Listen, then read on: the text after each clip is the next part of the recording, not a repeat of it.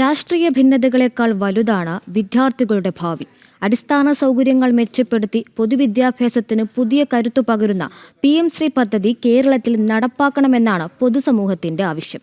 സാമ്പത്തികമായി പിന്നോക്കം നിൽക്കുന്ന ഉദ്യോഗാർത്ഥികൾക്ക് മികച്ച വിദ്യാഭ്യാസം ഉറപ്പാക്കുന്ന പദ്ധതികൾ രാഷ്ട്രീയ വിയോജിപ്പുകളുടെ പേരിൽ തടയരുതെന്നാണ് സാധാരണക്കാർ ആവശ്യപ്പെടുന്നത്. PM-ശ്രീ പദ്ധതി കേരളത്തിൽ നടപ്പിലാക്കണോ വേണ്ടയോ? ഇതാണ് ഇപ്പോൾ സോഷ്യൽ മീഡിയയിലും അതോടൊപ്പം തന്നെ ജനങ്ങളും ഏറ്റവും കൂടുതൽ ചർച്ച ചെയ്യുന്നത്. അതുകൊണ്ട് തന്നെയാണ് ജനൻ TV ഒരു അന്വേഷണം നടത്തുന്നത്. പ്രത്യേകിച്ച് വിദ്യാർത്ഥികളും അതോടൊപ്പം തന്നെ മാതാപിതാക്കളെയും കേന്ദ്രീകരിച്ചാണ് ഈ ഒരു അന്വേഷണം നടത്തുന്നത്.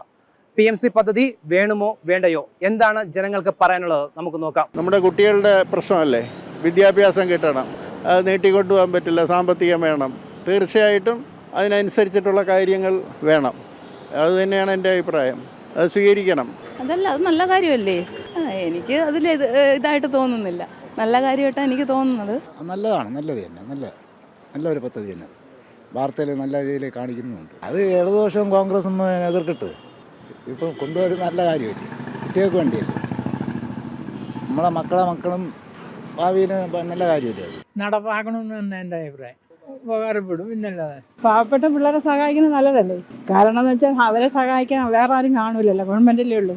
അപ്പോൾ അവരെ പോലെയുള്ള പിള്ളേർ മുമ്പോട്ട് പഠിക്കുന്ന പിള്ളേരാണെങ്കിൽ മുമ്പോട്ട് കൊണ്ടുവരണം, നല്ലതല്ലേ? സാധുക്കളായ കുട്ടികൾക്കും ധനികരായ കുട്ടികൾക്കും ഒരേപോലെ വിദ്യാഭ്യാസം വേണം, അവരെ മേപ്പോട്ട് കൊണ്ടുവരണം. പൊതുവിദ്യാലയങ്ങളിലെ അടിസ്ഥാന സൗകര്യ വികസനത്തിനായാണ് കേന്ദ്ര സർക്കാർ PM-ശ്രീ പദ്ധതി അവതരിപ്പിച്ചത്.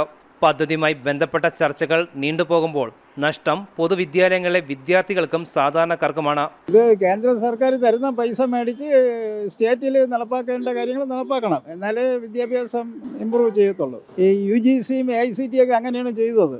കേന്ദ്ര ഫണ്ട് മേടിച്ച് സംസ്ഥാനത്തിൽ ഡെവലപ്മെൻറ്റ് മേടിച്ച് സാറന്മാർക്ക് മെച്ചമുണ്ട്, കുട്ടികൾക്കും അതിൻ്റെ മെച്ചമുണ്ട്.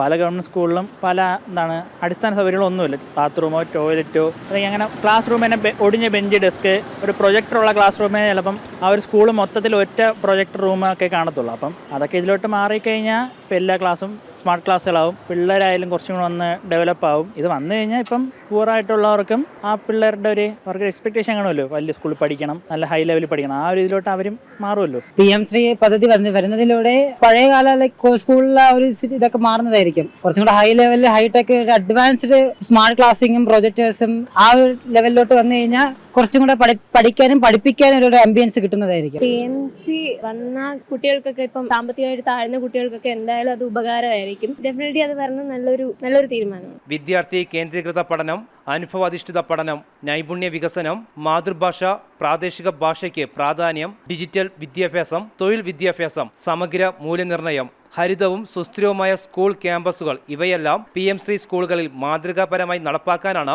കേന്ദ്ര സർക്കാർ ലക്ഷ്യമിടുന്നത്.